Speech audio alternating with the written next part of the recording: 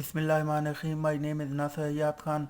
ज़ैल अखलाक में हमने दयानतदारी, इफ़ात, सच्चाई और एहतराम कवानीन और सच्चाई एहतराम कवानीन ये हम जहाँ तक हो चुके थे।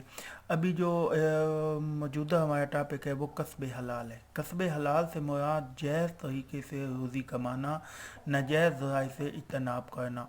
कस्ब हलाल की डेफिनेशन आप सबसे पहले लिखेंगे, हेडिंग देंगे कस्ब हलाल, फिर उसका मफहूम लिख के ये लिखेंगे कि कस्ब हलाल से मुराद जायज़ तरीके से रोज़ी कमाना, यानी दो नंबर तरीके से या नाजायज़ ज़राए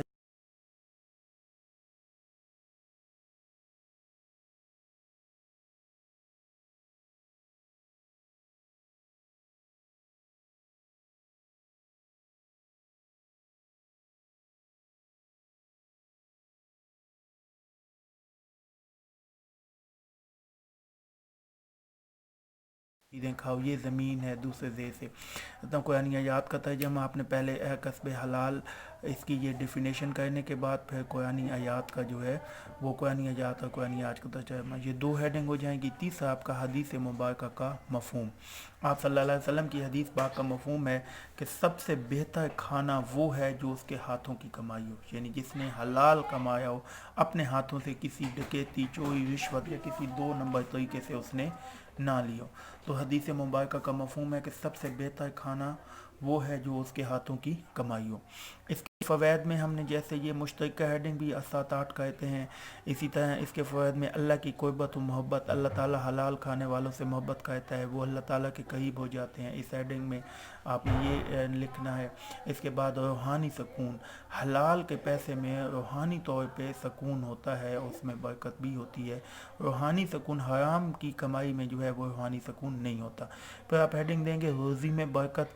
ये याद रखें कि ये मैंने काफ़ी दफ़ा क्लास में जैसे आप लोगों को पहले बहुत सी मिसालें भी दी हैं कि हलाल रिज़्क जो होता है रोज़ी उसमें बरकत होती है, और अल्लाह ताला का भी ये वादा है।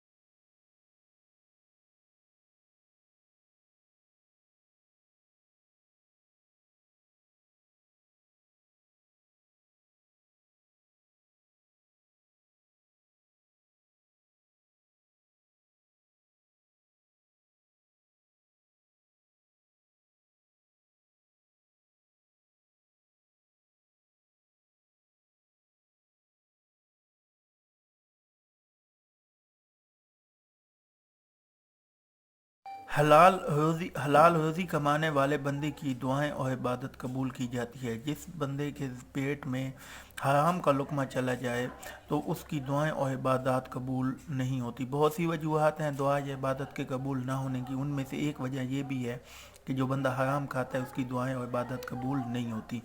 माशी खुशहाली हेडिंग देंगे, आखिरी हेडिंग इसकी।